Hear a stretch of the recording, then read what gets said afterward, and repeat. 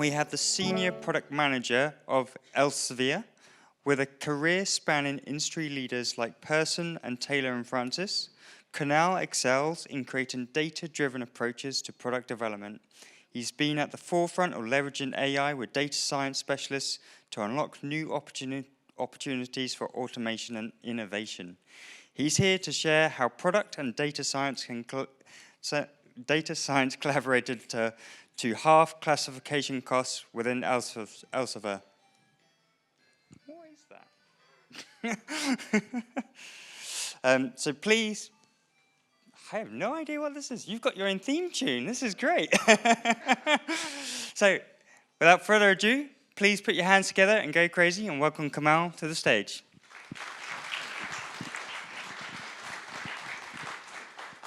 Hi everyone, firstly sound test. Can you all hear me? Perfect. So I'm going to talk about how we in product at Elsevier worked with our data science team using Gen AI to solve a key problem for us at Elsevier, which is all about paper classification. Before I get into detail, let me talk a bit about Elsevier and who we are, what we do. So we're a global, traditionally known as a publishing company. They don't like to be called that anymore. It's like to be called data information provider, supporting decisions, support for science, healthcare, by providing better solutions for better outcomes. So we work with a variety of institutions, providing tools such as Science Direct and Scopus, which you may have heard of. We work with healthcare providers, providing tools like Clinical Key and publications like The Lancet and Cell. And we're also part of the wider RELX group, which is actually a FTSE 100, probably one of the FTSE 100 companies that no one's ever heard of, but that's interesting. So before I get into the detail, I want to get a bit of audience participation going, especially to wake up the brains after the beach party yesterday. Put your hands up if you, in your current role, are working at all with AI in any form or another. Okay, so a large majority of the audience. So this is a quote. So I read recently a paper summarizing the trend of change in Gen AI. And this is sort of the closing summary which really hit home for me, especially the last sentence here. The fact that it's not anymore about whether AI is going to transform your industry, your product. It's more about whether you'll lead the transformation or be disrupted by it.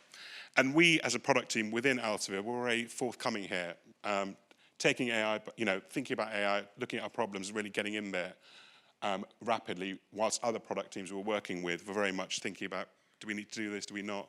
So I'll talk a bit about our particular case study as we go on. Before I get into the detail, just talking a bit about Gen AI and LLMs, for those of you who are not aware of them in as much detail.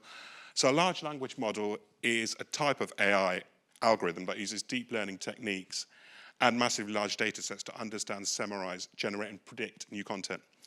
And the term Gen AI itself is closely connected with LLMs. It's basically a type of generative AI that's been specifically designed even to help generate text-based content. So Gen AI is all about the text-based implementation of LLMs.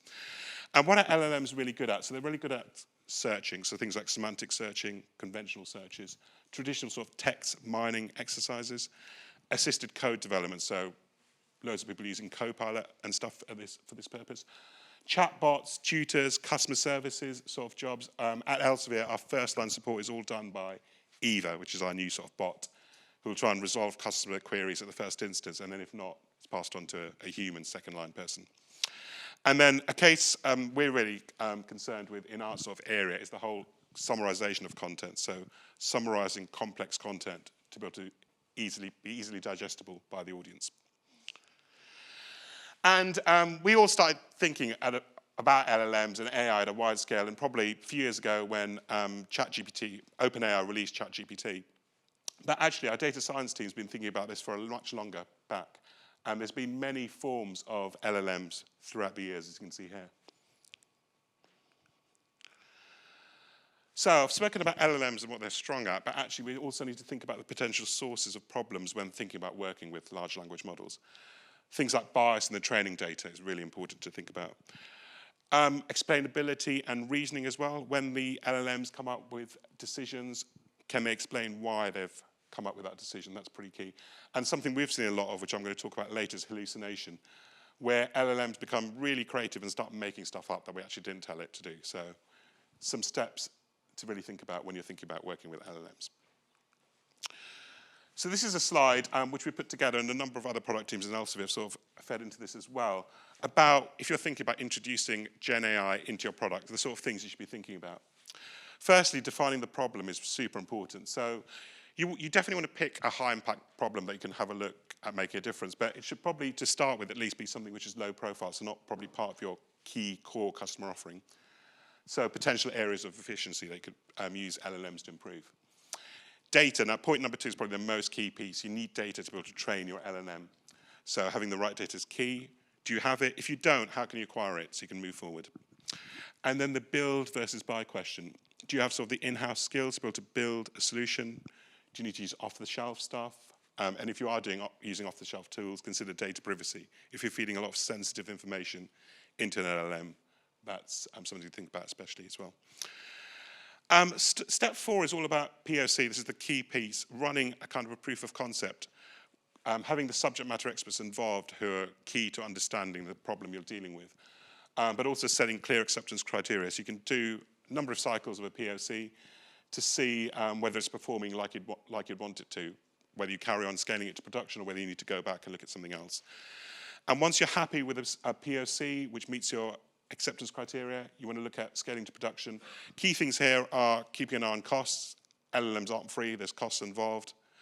So have a look at costs and project the costs of how much content or you're going to put through the thing. And model drift is quite important as well. So as LLMs get updates and stuff, they change their behavior. So the behavior they sort of went through when you were doing your POC may have changed. So keep an eye on how model's performing and what results it's bringing about. So that's a bit of an intro. I'm going to go in to talk about the particular product I'm working on within Elsevier.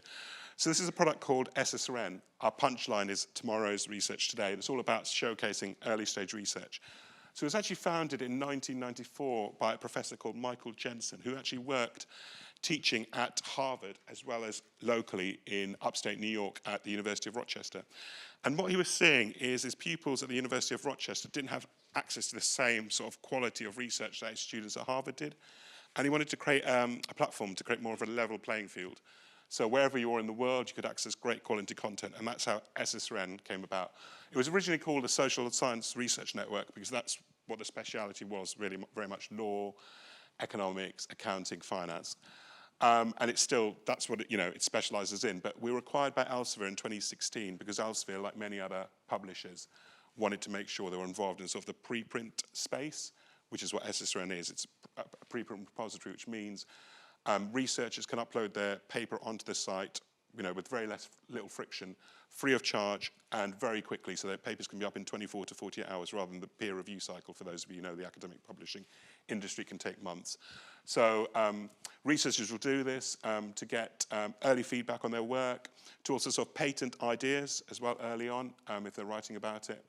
And also, if they're submitting to a journal, they may submit to a preprint repository like SSRN first to get feedback, and then they can improve the article they're submitting for publication to a journal. So there's many preprint repositories around at the moment. Nearly every big publisher has one. Other ones you may have heard of Archive, which is one of the big ones, and there's also Research Square and many others as well. So SSRN at the moment has around, we get about 2.5 million monthly unique visitors to the site, and we have over 1.5 million papers. I think this is now closer to nearly 2 million on site. And since the acquisition by Elsevier in 2016, we've moved from social sciences to all areas of science, because Elsevier in particular is very strong on health sciences and things like that. So we now cover content in all these sort of 6 buckets of disciplines. And as I mentioned, on SSRN, it's free to upload and download papers. But we're probably the only preprint repository which also makes money. So we've got a layer on top of the free content of extra value-added services we sell on. The big one there is called the Research Paper Series. So institutions like the University of Oxford, Cambridge, Harvard, etc., will pay us to have a special area on the site where they can showcase their research more closely with branding. And then we also provide them with analytics on where exactly people are reading their papers so they can reach out and target those institutions. We also have custom data feeds. So we send like metadata and content feeds to customers who can then consume it into their own systems. So generally, they're academic customers. More recently, we've had hedge funds and stuff we've been working with to look at, because we're all about early stage research, they can consume this data to look at what people are talking about, early sort of research signals, which may aid investment decisions going forward as well. You can subscribe, so this is quite important with what I'm talking about, you can subscribe to updates, so for particular low-level topics, you can say you're interested in that topic, and then you'll get hit by updates, emails, when there's new areas of content uploaded in your areas. I won't go through the other ones. You can also sponsor areas, and you can post jobs and announcements as well. So hopefully that gives you an idea of what we do within SSRN. So to go on to the problem we're trying to solve. So authors, researchers submit papers into SSRN using 3 different channels: our own submission form, Editorial Manager, which is a system which you can use to submit papers to Elsevier journals during the submission process. You can also choose at that point to submit to SSRN. And we've got various automated API processes which ingest data from specific clients and customers. So the papers are submitted to us, and we have a very quick 2-step process to make sure the papers are up in 24, 48 hours. Stage 1 is approval or rejection, a human process where a team will look at papers and check, are they scholarly, they're not talking complete rubbish, can they be approved, or do we need to go back to the author to get, we've got more questions or comments. Stage 2 is the piece I'm going to be talking about here. Is very much when the paper's approved, then a team of specialist SMEs. They're not full-time employees. They're a team of almost contractors built up of specialists in low-level areas. There may be professors, PhD students who are really specialized, and they can classify the content into the granular levels of our taxonomy. So then we can distribute them out to people who've expressed interest in those areas. So currently this problem, well, before we implemented what I'm about to tell you about, was done by a large team of SMEs. So could we use AI to scale classification? This is the challenge. So the issues we were facing is content volume on site was doubling each year for the last few years, and it continues to double every year. And we're getting more complex content as well. As we continue to add networks, disciplines, subject areas, we're covering over 70 fields of science, so we need more specialists in different areas to go to the granular levels. And the range of scale of what we need to do is creating pressure on the team, so we're creating backlogs. So our authors, our researchers are getting unhappy because we're not uploading the papers or classifying the papers in 24, 48 hours. At its worst, it was taking weeks at some point where we had massive backlogs. So what we've tried to do is come up with what we're calling a classification buffet, where we come up with a range of services designed to increase speed, quality, and volume of papers we can classify. So one of the things we did up front without AI is getting authors to self-classify when they're submitting their paper. So the author probably knows the paper better than anyone, so maybe we could ask them to self-classify at the lowest level. But that didn't solve the whole problem. There was still a lot of papers that authors weren't classifying and coming through other channels. So could AI classification help with our problem here? So just a summary of what we're trying to solve, the problem. So we want to improve the speed of paper classification. We want to reduce our backlog. We want to improve the consistency. So we've got a variety of different humans performing this task who think differently. So there's definitely some uncertainty when they're in the classification structure. And cost. This is a very expensive process, having this big growing team of contractors. So could we reduce that cost as well? So we're almost thinking about a robot librarian, someone who can go around, pick up books and put them in the right areas of the library. And really want to think about 2 things in particular here, precision and recall, which are 2 things I'm going to be talking about quite a lot. So precision is choosing the relevant topics to the content. And then recall is all about making sure we've chosen all the relevant topics across the breadth of the taxonomy. So that was a sort of challenge that we wanted to look at. So before we started doing anything fancy, what we did is we opened ChatGPT and did some quick and easy experiments. So we gave ChatGPT a section of our taxonomy, in this case it was law that we wanted to test out, gave it some paper titles and abstracts, and told it to classify into 2 to 10 areas of the taxonomy. And the initial results we saw were really good. It not only picked up relevant labels, it had also given us reasoning to why it picked those labels. Now you can see here, actually 4 out of the 5 labels it picked was really good. The 5th one was definitely a case of hallucination. It's being creative and invented its own thing. So it definitely gave us some food for thought that this was a 5-minute experiment that we can go away, look at this, and using prompt engineering and iterations, get rid of some of the hallucination as well. So we got in touch with our data science team and said, we've been trying this sort of stuff. Let's get together and do something to solve our paper classification problem. So one of the things our data science team are really good in is helping us look at different sort of LLM candidates for our problem. And we did, in the end, after looking at various candidates, end up going with ChatGPT for a variety of reasons. So it was very good at predictable, repetitive tasks, which is what we were really trying to do here, paper classification with ever-growing taxonomy. If it worked well, it was definitely going to be faster, cheaper, and more consistent than humans. And we used Azure from Microsoft to provide a secure way to be able to interact with it. And the interesting thing is it doesn't require retraining when the taxonomy changes like traditional sort of machine learning algorithms did. So we partnered with data science, as I mentioned. And as I mentioned, when we look at the 5 steps, the data piece, we had loads of data. So SSRN has been around since 1994. So we have so many years of human classification data we could feed it. So there was no issues there. So let's think a bit more about this experiment we were trying to do, this POC. So we gave ChatGPT information about taxonomy and how we wanted to classify. We're then going to give it papers to classify, and we can compare the classifications GPT comes up with to the human classifications we've already got scored. So we can do that direct sort of comparison. And then we can also, as we iterate and cycle through the process, we can integrate feedback back into GPT, re-engineer the prompts, and improve the way it works. And what we found is when we were doing this experiment, the early rounds of testing were all about improving precision. So is it picking all the right labels? Is it missing stuff out? Do we need to give more descriptions to elements of the taxonomy it's missing out? While later rounds, while it was getting better at picking the correct labels, were all about, is it picking all of the relevant labels that need to be, go with the content we're giving it. So I'm going to leave this up for a minute. This was an example of an early prompt we gave ChatGPT to try to help with this problem. I won't read through it, but I'll leave it up so you guys can have a quick look.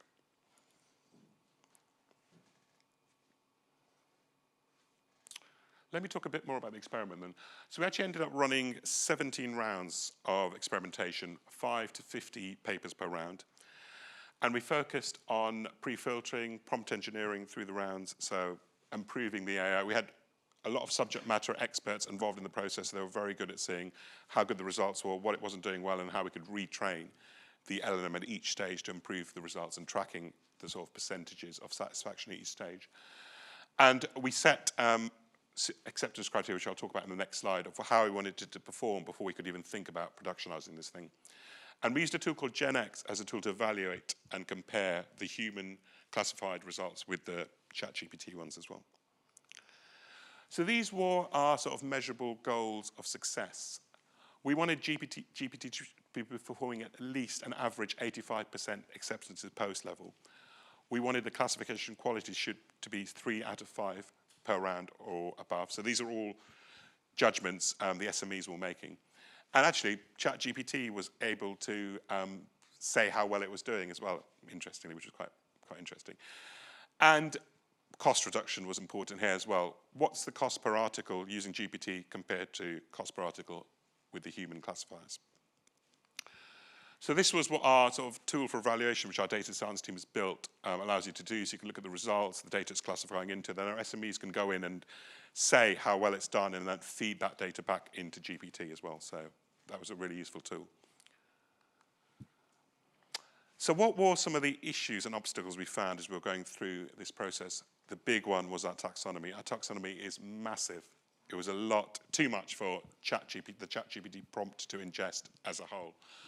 So we needed to find a way for ChatGPT to search through our large taxonomy. So the first approach we did was we started with our 6 buckets. You remember on one of my early slides, you've got the 6 buckets of applied sciences, humanities, social sciences, etc. And got it to only look in each bucket if it thought it was appropriate to go down that avenue. Otherwise, it leaves the whole bucket out. And the second approach was very much to try and eliminate any classifications which we know aren't valid. So if we're trying to classify a law paper, there's no point really normally going down the dentistry route and stuff like that. So we tried to get rid of any sort of taxonomy elements which didn't make sense up front. Also, we made sure we cleaned and refined the taxonomy at each stage that we were feeding GPT as well to remove things like abbreviations and also give it more, where it wasn't understanding, where it wasn't classifying into areas, we almost gave it more reasoning to what this taxonomy is, added to the description. So there was a lot of toing and froing there. This just sort of shows you what our taxonomy looks like in graph form. So you can see there's over 7,800 items on different levels. So you've got your 6 buckets, and you go down, and you've got subjects, topics, subtopics, and it goes down and down and down, many levels.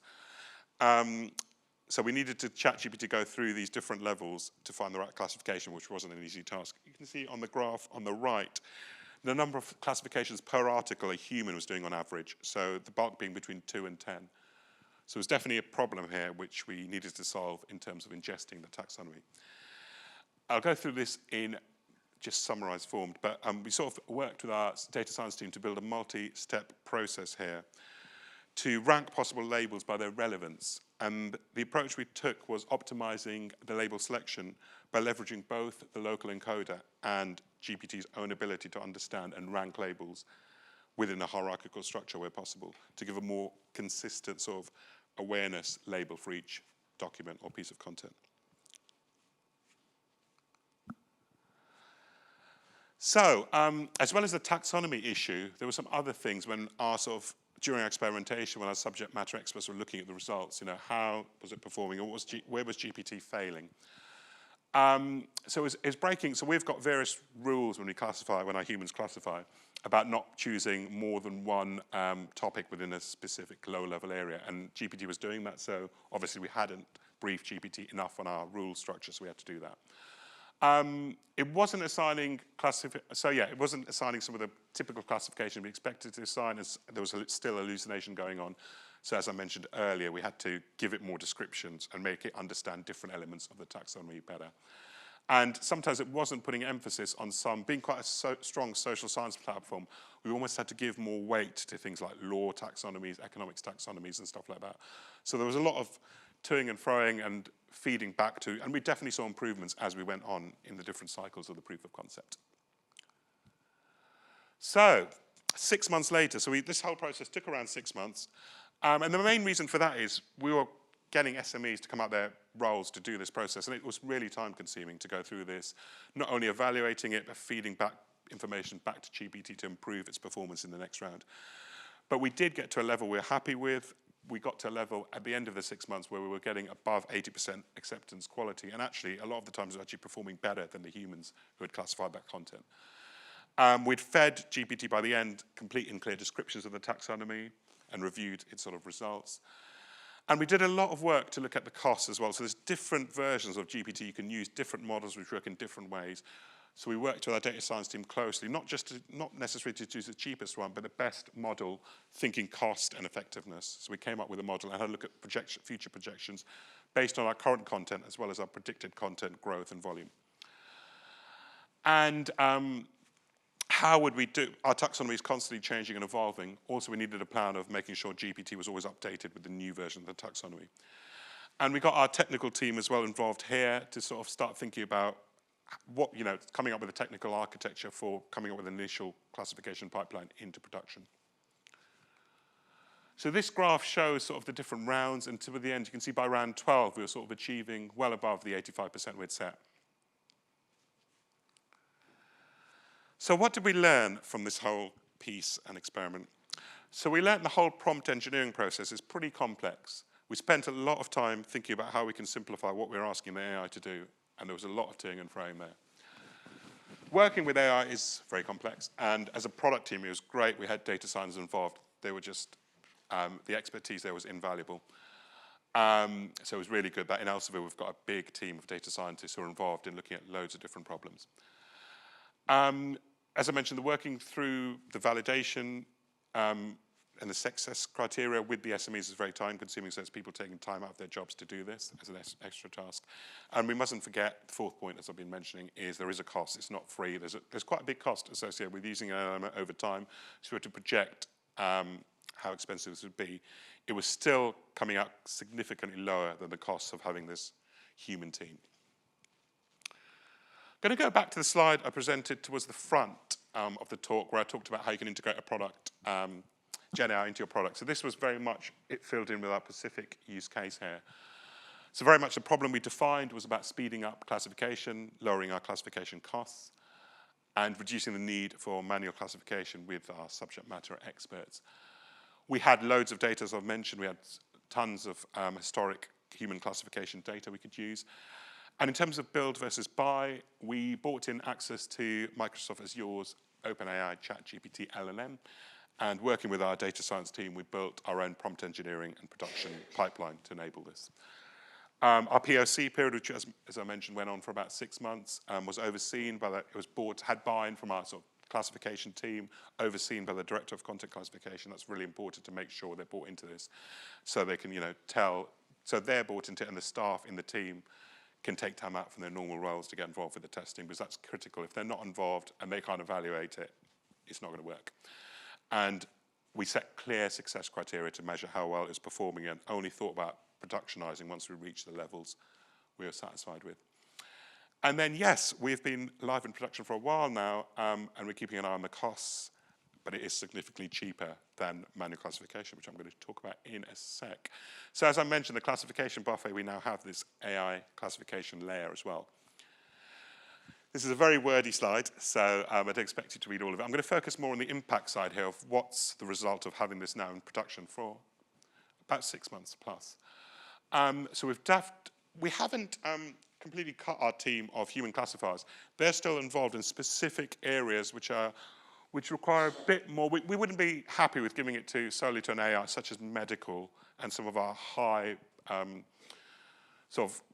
priority law papers and stuff like that. So still a small team who do sort of the certain content classification, but generally we've got rid of these contracted set of teams. So no full-time employees, but the team of contractors. So and that's resulted also by using the AI process. We've sped up the classification process, so it's happening very fast now. Authors are delighted. We've created more consistency in content classification. And the big one here, and this is what my title of my talk related to, is the 50% reduction in manual classification budget. So we're at the moment saving $500,000 a year on classification costs. And we think this could go up again in the future as we carry on with this. Since I put together this slide, I think this number's up to 90%. So 90% of papers are now classified automatically. When we started this process, that was 0%. So this is massive. Just one point of caution, though. Elsevier is quite a big organization, so we can't just go and do stuff using AI willy-nilly. We've got to go through a big approval process. There's an AI board, so we've got to build a business case and take it to the board. So they'll look at things like, are we dealing with sensitive info, medical info, financial info? Is it a black box? Is it well documented? All that sort of stuff. So it's quite a complex internal process before we can go away and play with the tools. So that's the classification problem. We're already working, maybe this is a future talk, working on something else actually after the success of our classification. So earlier on I spoke about stage 1, which is a team of people approving and rejecting papers. So we're already getting LLMs to get involved within this process. But when we went for approval, our legal team was very clear with us. They were like, we're not giving you any funding or any go-ahead to do this if an AI is going to be 100% responsible for approving or rejecting a paper. There'd be outrage in the industry. So what we're doing is the AI is looking at the paper, the metadata, and it's giving some reasoning on various criteria we've told it to look at. So we've asked it to look at things like the citation quality, the PDF structure, various different things, and it reports back and scores each of these elements. So a human can then look, rather than traditionally what the humans were currently doing is they're going into the paper, looking at it themselves and seeing if it needs to be approved or rejected.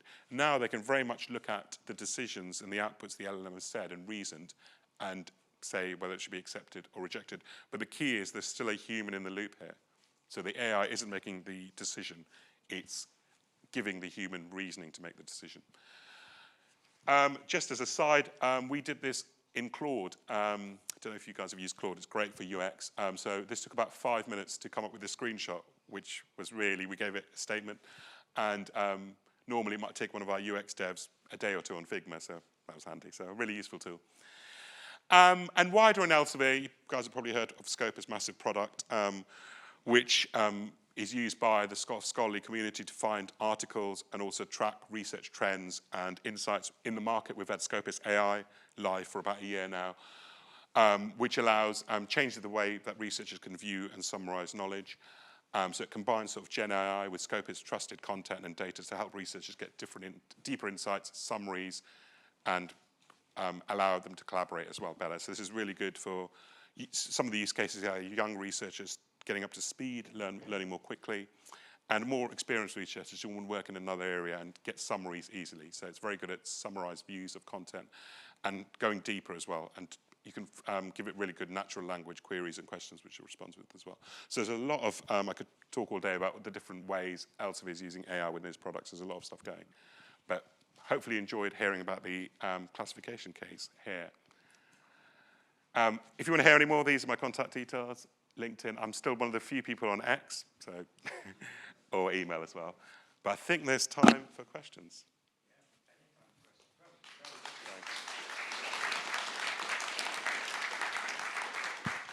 And feel free to feedback as well.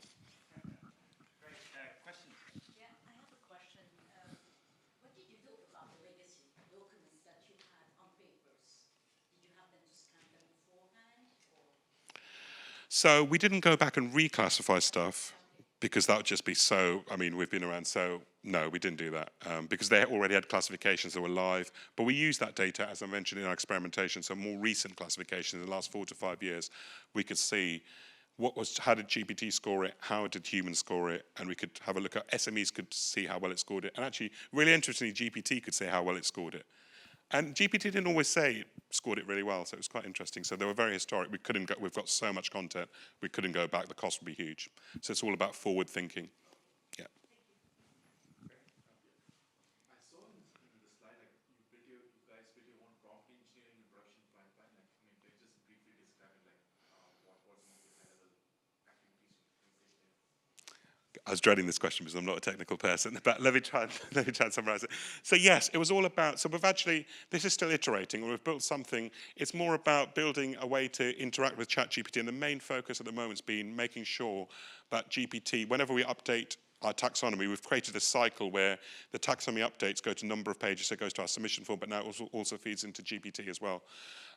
Also, we've created a mechanism, I think I showed Gen X, where we can continue to monitor how well it's doing. So we haven't just stopped monitoring, we're continuously monitoring it.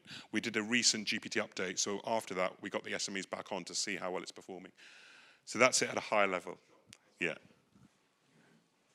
How did you, from a security point of view, what was the appetite from legal, etc., to be putting your data into an external site? That's a great question. So we at Elsevier have our own version of Elsevier AI built on top of GPT now, which sort of safeguards stuff. So we're using that. Originally, we weren't using that for testing, but now we've got our own sort of iteration which sort of safeguards the privacy stuff. So, you know. Kind of black box that sits on. Yeah, exactly, yeah.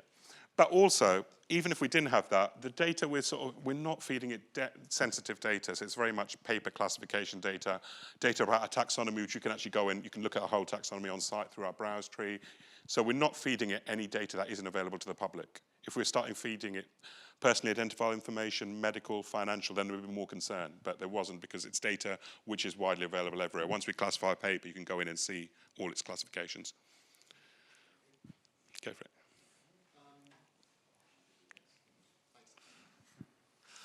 During the paper acceptance screen, how do you ensure that your reviewers are spending time looking at the paper and not just taking what ChatGPT recommends, depending on how swamped they are? Do you mean this case? Yes. Okay, so this is something this has not been rolled out. We're doing it at the moment. So actually, we're very early stage. There is a tendency to look at the reasoning. Again, related to the same issue, the content volume is growing so much, there isn't really time for people to be looking into papers. And we're not a peer review platform. We're doing very high level checking to make sure people aren't sending us garbage, because we sometimes, believe it or not, do get garbage coming through. So I can probably answer that question if I come back when we've been using it a bit more. So currently we're sort of only teasing the idea, and we haven't really got the users using it in jest yet. But I guess I think how I see it working is, if there is areas where there are some remarks, then you would go into the paper. But I'm hoping there'll be points where the guidance is so clear you wouldn't need to go to the paper. There is also an option here. It's not just accept and reject. There's 2 other buttons where you can send it for further review. So you send it for review from the content team or another team of experts. So there are options there. So, yeah. Questions? Oh, there's one right at the back.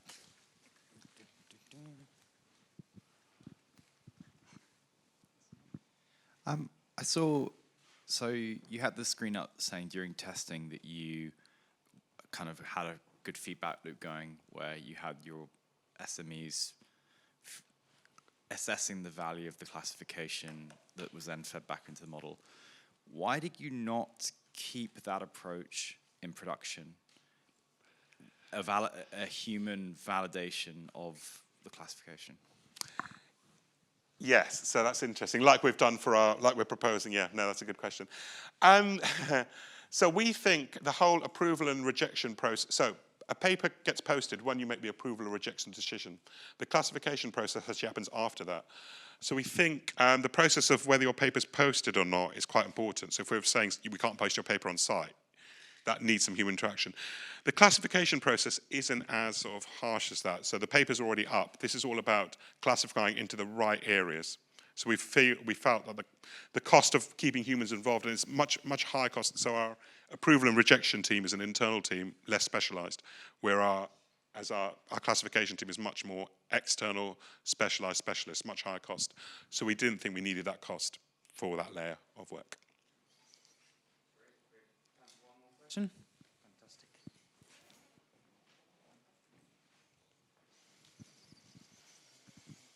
When you were sharing your first example, you said that there was 6 months where you were going through the testing and you showed the curve and there was a slight dip.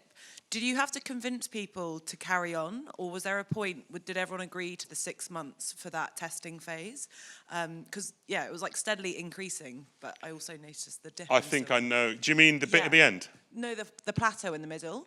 Oh, yeah, yeah. So did you have to do convincing to kind of say, no, actually, let's keep going, we'll get there in the end? Yes, do you know what? There was a lot of good buy-in here because this issue was causing so many problems just to have any sort of solution to find a way out. The content volume was growing so much. Our backlog was becoming weak. We were being inundated on social media by people, complaining. So there was quite a good buy-in. And the reason for that dip is the taxonomy issue. I talked a lot about ChatGPT not being able to cope with our taxonomy. So there was a lot of thought from various members of the data science team to see how we could feed that in better. But no, there was buy-in across the whole thing, actually. Yeah, from the start, there was a lot of buy-in because it was such a hard problem. And the stakeholders were willing to give it time, to find a solution. Yeah, fantastic. That's so if you want to speak to Kunal after this, you're more than welcome to. So yeah, again, thank you so much for your time. Thanks, Round of everyone. applause.